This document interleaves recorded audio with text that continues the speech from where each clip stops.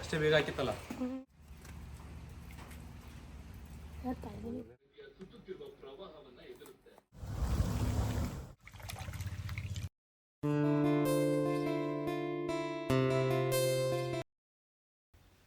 Hi ಎಲ್ಲರಿಗೂ, welcome back to my YouTube channel. ಎಲ್ಲರೂ ಹೇಗಿದ್ದೀರಾ?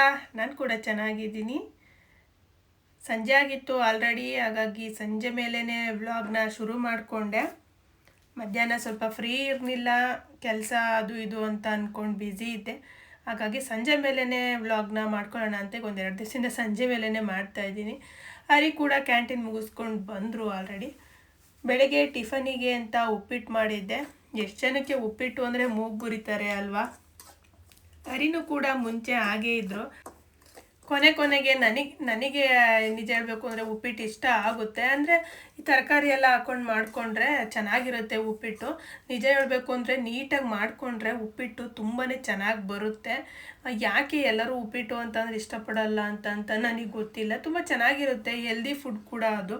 ಹಿಂದಿನ ಕಾಲದಲ್ಲೆಲ್ಲ ನೋಡಿ, ಏನಾದರೂ ಹುಷಾರಿಲ್ಲ ಅಂತ ಅಂದರೆ ಏನು ಹೇಳೋರು, ಗಂಜಿ ಕುಡಿಸಿ ಅಂತ ಅನ್ನೋರು, ರವೆ ಗಂಜಿ ಮಾಡಿ ಕುಡಿಸಿ ಅಂತ ಅನ್ನೋರು. ಸೊ ಹಂಗಾಗಿ ಉಪ್ಪಿಟ್ಟು ಕೂಡ ಒಂದು ಹೆಲ್ದಿ ಫುಡ್ಡೇನೆ, ಯಾರೂ ಇಷ್ಟಪಡಲ್ಲ ಅಷ್ಟೇ. ತುಂಬ ಜನ ಅಂತೂ, ಗಂಡಸರು ಅಂತೂ ಜಾಸ್ತಿ ಯಾರೂ ತಿನ್ನೋಕೆ ಇಷ್ಟನೇ ಪಡಲ್ಲ. ಉಪ್ಪಿಟ್ಟು ಅಯ್ಯಪ್ಪ ಬಿಡು, ನಾನು ಏನಾದ್ರು ಹೊರಗಡೆ ತಿನ್ಕೋತೀನಿ ಅನ್ನೋ ತುಂಬ ಜನಗಳು ಕೂಡ ಇವತ್ತಿಗೂ ಇದ್ದಾರೆ. ಆದರೂ ಕೂಡ ಮದುವೆ ಮನೆ ಫಂಕ್ಷನ್ನು ಅದು ಇದ್ರಲ್ಲಿ ತುಂಬ ಜನ ಇದ್ದಾಗ ಬೆಳಗ್ಗೆ ಹೊತ್ತು ಎಲ್ಲ ಉಪ್ಪಿಟ್ಟೇ ಮಾಡ್ತಾರೆ. ಆಗ ಸುಮ್ಮನೆ ತಿಂತಾರಪ್ಪ ಏನು ಅಂತ ಗೊತ್ತಿಲ್ಲ. ಏನಂದರೆ ಹರಿಗೆ ಇಷ್ಟ ಆಗುತ್ತೆ. ಮುಂಚೆ ಎಲ್ಲ ಇಷ್ಟಪಡ್ತಿರ್ಲಿಲ್ಲ ಅವರು. ನಾನು ಈ ವೆಜಿಟೇಬಲ್ಸ್ ಎಲ್ಲ ಹಾಕಿ ಸ್ವಲ್ಪ ಮಾಡೋದ್ರಿಂದ ಅವರು ಕೊನೆಗೆ ಇಷ್ಟಪಟ್ಟು ತಿನ್ನೋದಕ್ಕೆ ಶುರು ಮಾಡಿದ್ರು. ಹರಿ ಮುಂಚೆ ರೊಟ್ಟಿ ತಿಂತಾ ಇರಲಿಲ್ಲ, ಕಡುಬು ತಿಂತಾ ಇರಲಿಲ್ಲ ಅಂತಂದರೆ ಆ ಥರ ಅಲ್ಲ, ತಿಂತಾ ಇರಲಿಲ್ಲ ಅಂತ ಅಲ್ಲ, ಇಷ್ಟಪಡ್ತಿರ್ಲಿಲ್ಲ. ಬೇಡ ನನಗೆ ಅದು ಅಂತ ಅನ್ನೋರು. ಆದರೆ ಇತ್ತೀಚೆಗೆ ಎಲ್ಲನೂ ಇಷ್ಟಪಟ್ಟು ತಿಂತಾರೆ. ಏನು ಅಂತ ಗೊತ್ತಿಲ್ಲ, ನಮ್ಮ ಒಂದು ಜಾದು ಇರ್ಬೋದು ಏನೋ, ಅದನ್ನು ನಾವೇ ಅಪ್ರಿಷಿಯೇಟ್ ನಮಗೆ ಮಾಡ್ಕೊಬೇಕು. ಭುವನು ಕೂಡ ಮುಂಚೆ ತಿಂತಾನೆ ಇರಲಿಲ್ಲ ಉಪ್ಪಿಟ್ಟು.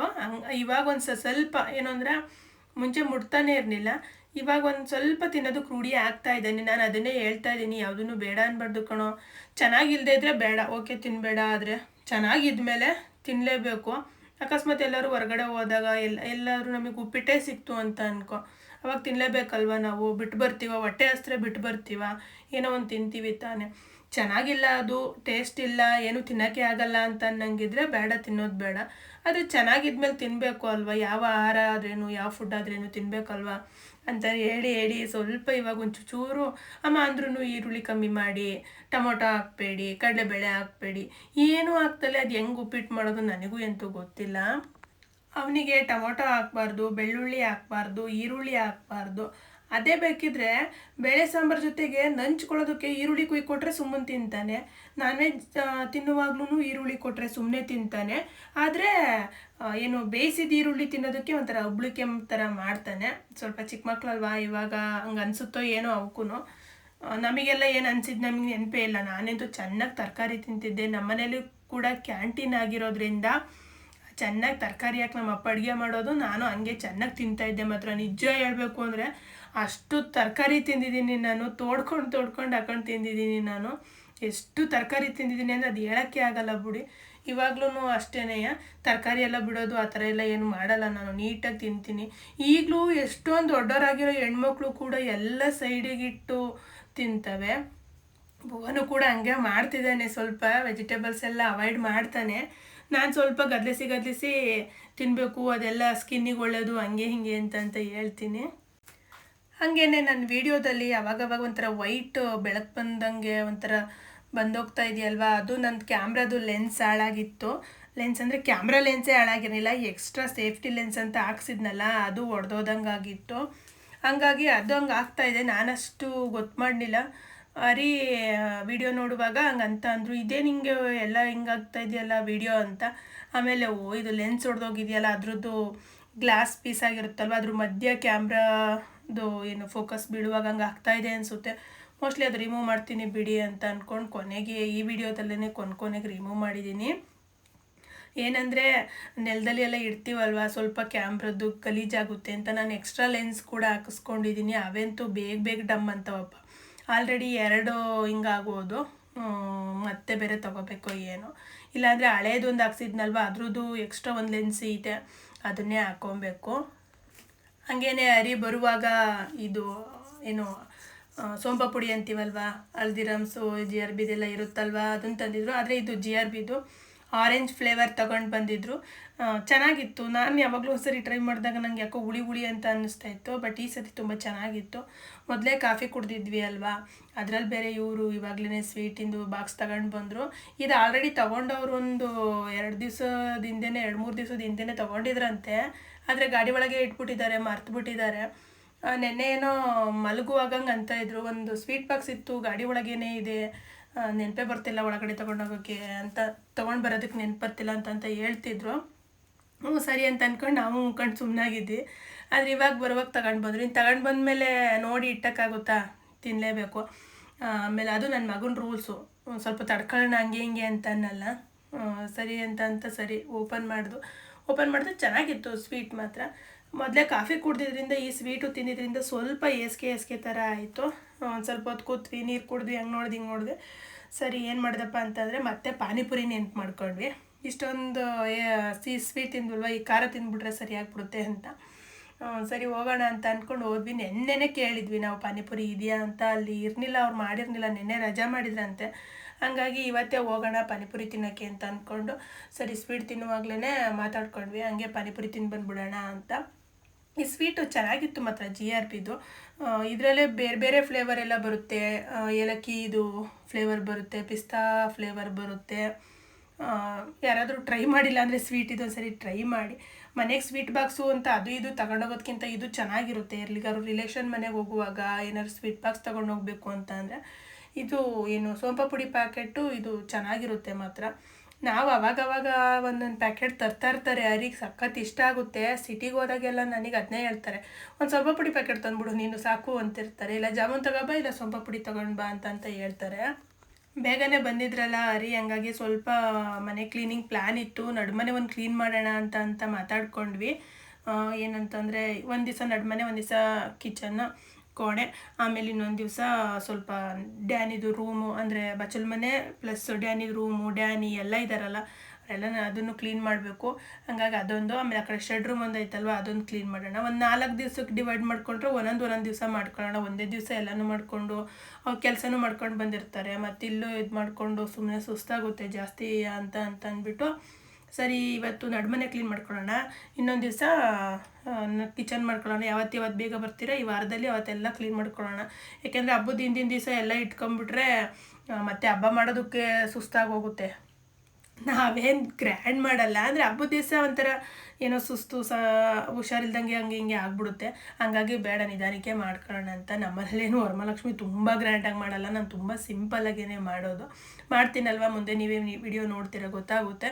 ಹಾಗೆಯೇ ನಾವು ಸ್ವೀಟ್ ತಿಂದ್ವಲ್ವ, ಡ್ಯಾನಿ ನೋಡ್ತಾನೇ ಇದ್ದೆ. ಹಂಗಾಗಿ ಅವನಿಗೆ 2 ಬಿಸ್ಕೆಟ್ ಕೊಟ್ಟು ಅವನಿಗೆ ಬಿಸ್ಕೆಟ್ ಹಾಕಿ ಅಲ್ಲಿಂದ ಹೊರಟ್ವಿ. ಮಳೆ ಏನು ಗೊತ್ತಾ, ಬೆಳಗ್ಗೆ ಅಷ್ಟೊಂದು ಬಿಸಿಲಿತ್ತು. ನಾನು ಅನ್ಕೋತಾ ಇದ್ದೆ ಅಬ್ಬಾ ಇನ್ನೇನು ಬಿಸಿಲು ಶುರುವಾಯ್ತಲ್ಲ ಚೆನ್ನಾಗಿ ಅಂತ ಅಂದ್ಕೊಂಡೆ. ಹಾಸಿಗೆ ಬೆಡ್ಶೀಟ್ಗಳೆಲ್ಲ ತೊಳಿಬೇಕು. ಬೇರೆ ಏನಂತಂದರೆ ಅವೆಲ್ಲ ತೊಳೆದ್ರೆ ಚೆನ್ನಾಗಿ ಒಣಗಬೇಕು ಅವು ಬಿಸಿಲಲ್ಲಿ. ಇಲ್ಲ ಅಂತಂದರೆ ಕೌದಿಗಳು ನಮ್ಮವೆಲ್ಲ ಸುಮಾರು ಹಂಗೆ ಇದ್ದಾವೆ. ಅವೆಲ್ಲ ಏನು ಅಂದರೆ ಬಿಸಿಲಲ್ಲಿ ಒಣಗಿಲ್ಲ ಅಂದರೆ ಒಳಗಡೆ ಎಲ್ಲ ಬೂಸ್ಟ್ ಬಂದು ಎಲ್ಲ ಹಾಳಾಗಿ ಹೋಗ್ಬಿಡುತ್ತೆ. ಆಮೇಲೆ ಹಂಗಾಗಿ ತೊಳಿತಾ ಇಲ್ಲ. ಅದಕ್ಕೆ ನಾನು ಈಗ ವರಮಹಾಲಕ್ಷ್ಮಿ ಹಬ್ಬದಲ್ಲಿ ತೊಳ್ಕೊಳ್ಳೋದು ಬೇಡ, ಇನ್ನೇನು ಪಕ್ಷ ಹಬ್ಬ ಬರುತ್ತಲ್ಲ ಅವಾಗ ತೊಳ್ಕೊಳ್ಳೋಣ ಅಂತ ಅಂದ್ಕೊಂಡಿದ್ದೀನಿ. ಆದರೂ ಏನಾದ್ರು ಚೆನ್ನಾಗಿ ಬಿಸಿಲು ಬಂದರೆ ಒಂದೊಂದು ಬೆಡ್ಶೀಟ್ಗಳನ್ನ ಕೌದಿ ಆದರೆ ಕೈಯಲ್ಲೇ ತೊಳೆಯೋದು, ಬೆಡ್ಶೀಟ್ಗಳನ್ನ ವಾಷಿಂಗ್ ಮಿಷಿನಿಗೆ ಒಂದೊಂದು ಹಾಕಿ ತೆಗಿಯೋಣ ಅಂತ ಅಂದ್ಕೊಂಡಿದ್ದೀನಿ. ಆದರೂ ಬೆಳಿಗ್ಗೆ ಎಷ್ಟು ಬಿಸಿಲಿತ್ತು ಅಂದರೆ ಕತ್ತೆತ್ತಕ್ಕಾಗ್ತಾಯಿರಲಿಲ್ಲ, ನತ್ತಿ ಮೇಲ್ಗಡೆ ನೋಡೋಕ್ಕಾಗ್ತಿರಲಿಲ್ಲ, ಅಷ್ಟು ಬಿಸಿಲಿದ್ದು. ಇದ್ಕಿದ್ದಂಗೆ ಮಧ್ಯಾಹ್ನ ಸಖತ್ ಮಳೆ ಬಂತು. ಅಯ್ಯೋ ನನಗೆ ಆಶ್ಚರ್ಯ ಆಗೋಯ್ತು, ಈ ಥರ ಆದರೆ ಇನ್ನೇನು ಕೌದಿಗಳೆಲ್ಲ ಒಗ್ದಾಕೊಂಡು ಕೂತ್ಕೊಂಡ್ರೆ ಅಂತ ಅನ್ನಿಸ್ತಾ ಇತ್ತು. ಇವಾಗಲೂ ನೋಡಿ ಸಂಜೆ ಮೇಲೆ ನಾವು ಪಾನಿಪುರಿಗೆ ಅಂತ ಹೋಗ್ತಾ ಇದ್ವಲ್ಲ, ಅವಾಗ್ಲೂ ಬರ್ತಾನೆ ಇತ್ತು ಮಳೆ. ಇವಾಗ ಒಂದು 3 ದಿವಸದಿಂದ ಇರಲಿಲ್ಲ, ಅಷ್ಟೇ ಕಮ್ಮಿಯಾಗಿತ್ತು. ಅದರಲ್ಲೂ ಇವತ್ತು ಮಾತ್ರ ಸಖತ್ ಬಿಸಿಲು ಬಂದಿತ್ತು. ಈ ಬಿಸಿಲು ನೋಡಿ ಹೋಯ್ತು ಕಮ್ಮಿ ಆಯಿತು ಮಳೆ ಅಂತ ಅಂದ್ಕೊಂಡಿದ್ದೆ ನಾನು. ಮತ್ತು ಇದಕ್ಕಿದ್ದಂಗೆ ದಡ ಸರಿನೇ ಬಂತು, ಮಧ್ಯಾಹ್ನ ಜೋರಾಗೆ ಬಂತು ಮಾತ್ರ ಮಳೆ. ಹಾಗೇನೆ ಪಾನಿಪುರಿ ತಿನ್ಕೊಂಡು ಭುವನೇನೋ ಈಗ ಇಂಡಿಪೆಂಡೆನ್ಸ್ ಡೇಗೆ ನನಗೆ ವೈಟ್ ಕಲರ್ ಗ್ಲೌಸ್ ಬೇಕಿತ್ತು ಅಂತ ಹೇಳ್ತಾ ಇದ್ದ. ಅಯ್ಯೋ ಅದೇನು ಹಾಕೊಂಡು ಅದೇನು ಮಾಡುತ್ತೋ ಏನೋ, ಸುಮ್ಮನೆ ಅದು ಇದು ತೆಗೆಸ್ಕೊಳುತ್ತೆ ಸುಮ್ಮನೆ, ಕೊನೆಗೆ ನನಗೆ ಇದೇನು ಬೇಡವಾಗಿತ್ತು ಅಂತ ಅನ್ನುತ್ತೆ. ಸ್ಪೀಚು ಹೇಳಿದ್ನಲ್ವ, ಇಂಡಿಪೆಂಡೆನ್ಸ್ ಡೇಗೆ ಸ್ಪೀಚು ಲಬಲಬ ಅಂತ ಇತ್ತು ಮನೇಲಿ ಅಂತ, ಅಲ್ಲೇನೋ ಕೊಟ್ಟಾಗ ಸ್ಪೀಚ್ ಮಾಡು ಅಂತ ಕೊಟ್ಟಾಗ ಬಂದ್ಬಿಟ್ಟು ಹೇಳ್ತಿದ್ದೆ ನೋಡಬೇಕಿತ್ತು. ನಾನು ಪ್ಯಾನಿಕ್ ಆಗಿಬಿಟ್ಟೆ ಅಮ್ಮ, ನಾನು ಪ್ಯಾನಿಕ್ ಆಗಿಬಿಟ್ಟೆ. ಅಯ್ಯೋ ನೀನು ಕಲಿದಲ್ಲೇ ಇನ್ನೇನು ಪ್ಯಾನಿಕ್ ಆಗ್ದಲ್ಲೇ ಹಂಗೆ ಇರ್ತೀಯ ತಗ, ಬರೀ ಗುಡ್ ಮಾರ್ನಿಂಗು ಆಮೇಲೆ ಹೆಸ್ರು ಹೇಳ್ತಾ ಕೂತ್ಕೊಂಡ್ರಿ ಇನ್ನೇನು ಪ್ಯಾನಿಕ್ ಆಗಲ್ವ. ಟಾಪಿಕ್ನ ಕಲಿಬೇಕು, ಒಂದು 10 ಸತಿ ಓದಬೇಕು, ಅದು ನೆನ್ಪುಳಿಯಂಗೆ ಒಂದಾದ್ಮೇಲೆ ಒಂದು ಬರಂಗೆ ಬಾಯಿಗೆ ಕಲಿಬೇಕು, ಅವಾಗ ಹೋಗಿ ಸ್ಪೀಚ್ ಕೊಡಬೇಕು. ಅದು ಬಿಟ್ಬಿಟ್ಟು ನೀನು ಬರೀ good morning to everyone, my name is Bhuvan Gowda ಅಷ್ಟು ಕಲಿಯೋದು ಮುಂದಕ್ಕೆ ಓಡೋಗೋದು ಮಾಡಿದ್ರೆ ಇನ್ನೇನಾಗುತ್ತೆ ಅಂತ ಹೇಳ್ದೆ. ಇದೇನ್ರಮ್ಮ ನೀವೇ ಆಡ್ಕೊತಿರಲ್ಲ ಅಂತ ಹೇಳ್ದ. ನೆಕ್ಸ್ಟ್ ಟೈಮ್ ಗ್ಯಾರಂಟಿ ಕಲಿತೀನಿ ಕಣ್ರಮ್ಮ ಚೆನ್ನಾಗಿ ಅಂತ ಹೇಳ್ತಾ ಇದ್ದ. ಹ್ಞೂ ಅಂತ ಹೇಳ್ತಾ ಇದ್ದೆ ನಾನು. ಸರಿ ಪಾನಿಪುರಿ ಎಲ್ಲ ತಿಂದಾದಮೇಲೆ ಏನಂದರೆ ಲಾಸ್ಟಿಗೆ ಒಂದು ಸುಕ್ಕ ಮಾಡಿಸ್ಕೊತೀವಲ್ವ, ಹಂಗಾಗಿ ಒಂದು ಪ್ಲೇಟು ಸುಕ್ಕ ಮಾಡಿಸ್ಕೊಂಡು ತಿಂದ್ವಿ. ಅದರಲ್ಲಿ ಒಂದು ಭುವನ್ 2 ಸ್ವೀಟ್ ಮಾಡಿಸ್ಕೊತಾನೆ, ಹರಿ 2 ಸ್ವೀಟ್ ಹಾಕಿಸ್ಕೊತಾರೆ. ನಾನೆಂತೂ ಮನೇಲಿ ಸ್ವೀಟ್ ತಿಂದು ಮತ್ತೆ ಪಾನಿಪುರಿಗೆ ಬಂದು ಸ್ವೀಟ್ ಹಾಕಿಸ್ಕೊಂಡು ತಿನ್ನೋದು, ಅದೆಲ್ಲ ನನ್ನ ಕೈಲಿ ಆಗೋದೇ ಇಲ್ಲ. ಯಾವಾಗಲೂ ನಾನು ತಿಂದೂ ಇಲ್ಲ ಆ ಥರ ಎಲ್ಲ. ಏನಂದರೆ ಸೇವ್ ಮಾಡಿಕೊಡ್ತಾರಲ್ವ, ಆವಾಗ ಒಂದು ಸ್ವಲ್ಪ ಸ್ವೀಟ್ ಏನಾದ್ರು ಹಾಕ್ಕೊಟ್ರೆ ಅದೊಂಥರ. ಅದಕ್ಕೂ ಏನು ಭಾರಿ ಡಿಫ್ರೆನ್ಸ್ ಇರಲ್ಲ. ಆದರೆ ಈ ಮಳೆ ಶೀತದಲ್ಲಿ ಸ್ವೀಟ್ ತಿನ್ನೋಕ್ಕಿಂತ ಪಾನಿಪುರಿ ಖಾರವಾಗಿ ತಿಂದ್ರೇ ಚೆನ್ನಾಗಿರುತ್ತೆ. ಹಾಗೆಯೇ ಇಲ್ಲಿ ಗ್ಲೌಸ್ ತಗೊಳ್ತಾ ಇದ್ದಾನೆ ಭುವನು. ಆ ಗ್ಲೌಸ್ ತಗೊಳಕ್ಕೆ ಬಂದವನು ಅದೆಂತ ಚಾಟಿ ಬಿಲ್ಲು ಅದನ್ನು ತಗೊಂಡು ನೋಡಿ, ಅದನ್ನು ನೋಡ್ಬಿಟ್ಟ, ಇದೊಂದು ತಕ್ಕೊಡಿ ಅಂತ ಏನೇನೋ ಹಿಂದಿನ ಕಾಲದಲ್ಲೆಲ್ಲ ಇದ್ದವು, ಈ ಹಕ್ಕಿಗಳೆಲ್ಲ ಬೇಟೆಯಾಡೋರಲ್ಲ, ಅವಾಗ ನಾವು ಇವು ಚಾಟಿ ಬಿಲ್ಲೆಲ್ಲ ನಾನೇನು ನೋಡಿದ್ದೀನಿ. ನಮ್ಮ ಅಪ್ಪ ಎಲ್ಲ ಈ ಥರದ್ದು ಸೈಕಲ್ ಟ್ಯೂಬಲ್ಲಿ ಮಾಡಿಟ್ಕೊಂಡಿರ್ತಿದ್ರು ಬರ್ಡ್ಸ್ಗೆ ಹೊಡೆಯೋದಕ್ಕೆ ಅಂತ. ಅದು ಇವಾಗ ಮಕ್ಕಳಿಗೆ ಆಟ ಆಡೋದಕ್ಕೆ ಅಂತಲೇ ಬಂದಿದೆ ನೋಡಿ ಹೆಂಗಿದೆ ಅಂತ. ಹಂಗೆ ಅಲ್ಲಿಗೆ ಆ ಭುವನ್ ಹಿಡ್ದಿದ್ದಾನಲ್ಲ ರೈಟ್ ಹ್ಯಾಂಡು, ಅಲ್ಲಿಗೆ ಕಲ್ಲೋ ಏನಾದ್ರು ಕಲ್ಲೇ ಇಟ್ಕೊಬೇಕು, ಇನ್ನೇನು ಇಟ್ಕೊಳಕ್ಕಾಗುತ್ತೆ. ಆ ಕಲ್ಲು ಇಟ್ಕೊಂಡು ಜೋರು ಎಳೆದ್ಬಿಟ್ರೆ ಪಟ್ಟಂತ ಗುರಿ ಇರಬೇಕು. ಗುರಿ ಇದ್ದರೆ ಅಲ್ಲಿಗೆ ಹೋಗಿ ಬೀಳುತ್ತೆ ಮಾತ್ರ. ಈಗ ಗ್ಲೌಸ್ ತೊಗೋಬೇಕಾಗಿದ್ಬಿಟ್ಟ ನೆನಪ, ತೊಗೊಂಡಾದ್ಮೇಲೆ ಗ್ಲೌಸಿನ ಮೂಲೆಯಾಗಿ ಬಿತ್ತು, ಈ ಚಾಟಿ ಬಿಲ್ ಇಟ್ಕೊಂಡು ಶುರು ಮಾಡ್ಕೊಂಡ.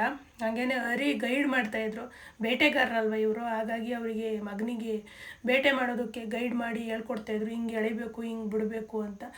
ಹಿಂಗೆ ಎಳೆದ್ಬಿಟ್ಟತ್ತಾಗ ಮೇಲ್ಗಡೆ ಸೋಲಾರಿಗೆ ಒಂದು ಕಲ್ಲು ಬಿಟ್ಬಿಡಿ ಅತ್ತಾಗಿ, ನಿಮಗೆ ದೇವರು ಒಳ್ಳೇದು ಮಾಡಲಿ ಅಂತ ನಾನು ನಗಾಡ್ತಿದ್ದೆ. ಸೋಲಾರಿಗೆ ಹೊಡೀರಿ, ಸೋಲಾರ್ ಗ್ಲಾಸಿಗೆ ಹೊಡೆದ್ಬಿಡಿ ಅಂತ. ಯಾರ್ದಾರು ಗಾಡಿ ನಿಲ್ಲಿಸಿರ್ತಾರೆ, ಹುಡುಗಿಗೆ ಹೇಳ್ಕೊಡ್ಬೇಡಿ ಬನ್ನಿ, ಹೆಂಗೆ ಬೇಕಂಗೆ ಆಟ ಆಡ್ತಾ ಇರಲಿ ಅಂತ ಹೇಳ್ತಾ ಇದ್ದೆ. ಆದರೂ ಒಂದು ಕಲ್ಲು ತಗೊಂಡು ಎಳೆದ್ಬಿಟ್ರು, ಅದು ಹೋಗಿ ತೆಂಗಿನ ಗರಿಗೇನೆ ಮುಂದ್ಗಡೆ ತೆಂಗಿನ ಮರ ಇತ್ತಲ್ಲ ಅಲ್ಲಿಗೆ ಹೋಗಿ ಹೊಡೀತು. ಓಕೆ ಫ್ರೆಂಡ್ಸ್, ಈ ಒಂದು ವಿಡಿಯೋನ ಇಲ್ಲಿಗೆ ಮುಗಿಸ್ತಾ ಇದ್ದೀನಿ. ಯಾರಿಗೆಲ್ಲ ವಿಡಿಯೋ ಇಷ್ಟ ಆಯಿತು, ವಿಡಿಯೋಗೆ ಒಂದು ಲೈಕ್ ಕೊಡೋದನ್ನು ಮರಿಬೇಡಿ. ಹಾಗೆ ಹೊಸದಾಗಿ ನನ್ನ ಚಾನಲ್ನ ನೋಡ್ತಾ ಇದ್ದರೆ ಚಾನಲ್ನ ಸಬ್ಸ್ಕ್ರೈಬ್ ಮಾಡಿಕೊಂಡು ನೋಡಿ. Thank you so much.